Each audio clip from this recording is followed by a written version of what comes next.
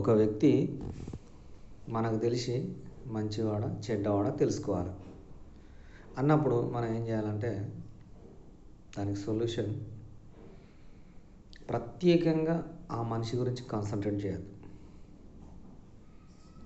ప్రత్యేకంగా ఆ వ్యక్తి గురించి మనం కాన్సన్ట్రేట్ చేయాల్సిన అవసరం లేదు.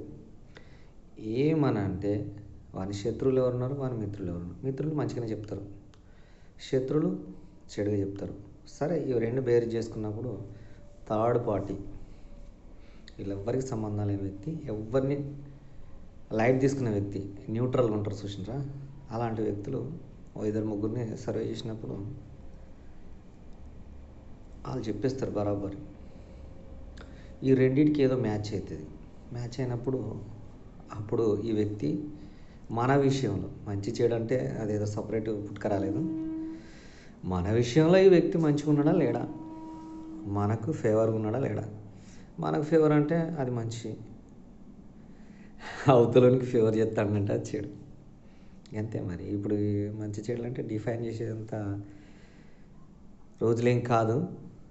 మంచి అనే మాటను ఎప్పుడైనా కానీ ఎదుటి వ్యక్తిని చెడగొట్టద్దు. నీ లాభం నువ్వు చూసుకో, అంతేగాని పూర్తిగా నాశనం చేసి అడుగంటిపోయే పరిస్థితి, సర్వం ఎందుకు పనికి రాకుండా చేసే కొంతమంది ఉంటారు చూసినరా. అదేదో అంటారు, పాము మనదినమని జరుగుతుంటారు, చచ్చేంత వరకు లేదట, కుట్టేస్తుంది. కుట్టి అది వాడు చచ్చిపోయినాక వెనక సీరి చచ్చిపోయినాక తెలిసినాక లేస్తుందట. అది మనకు తెలియదు, కానీ జనం అంటారు ఊళ్ళల్లో.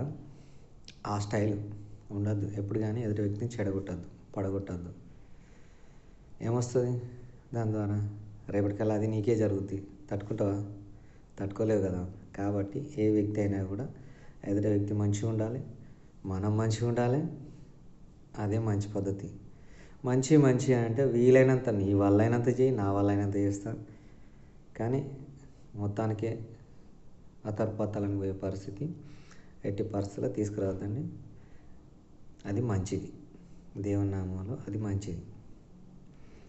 నీకేంది, నీ అవసరాన్ని బట్టి, ఆ అవసరం ఏందో, మన పరిస్థితి ఇది, అక్క మా పరిస్థితి ఇది, నేను ఇది అని చెప్పేసి చెప్పుకోవాలి, తీసుకోవాలి, అయిపోద్ది ఫైనల్. అంతేగాని మనిషికి తెలియకుండా కుతంత్రాలు, కుట్రలు, రాజకీయాలు పనికి మళ్ళీ చేసి పాడి ఎత్తి వస్తుంది. నాశనం బతికి నువ్వు వెళ్ళిపోతావు. పాపం వాళ్ళకి ముందు అవుతుంది కావచ్చు, కానీ వెనకసిరి నీకే అవుతుంది కదా. నీ గురించి చూసిన వాళ్ళు అక్కడ ఏం చేయకపోవచ్చు. వీడు చెడ్డోడు, ఇది చెడ్డది, వీడు మంచోడు కాదు, ఇది చెడ్డది అని చెప్పేసి ఇట్లా అనుకునే రోజులు వస్తాయి. సో అలాంటివన్నీ వద్దు. చాలా మంచిగా ఉండండి, మంచి కోసం ప్రయత్నం చేయండి. ఏసునామంలో మీ అందరికీ మంచి జరగాలని కోరుకుంటూ ఆమెన్.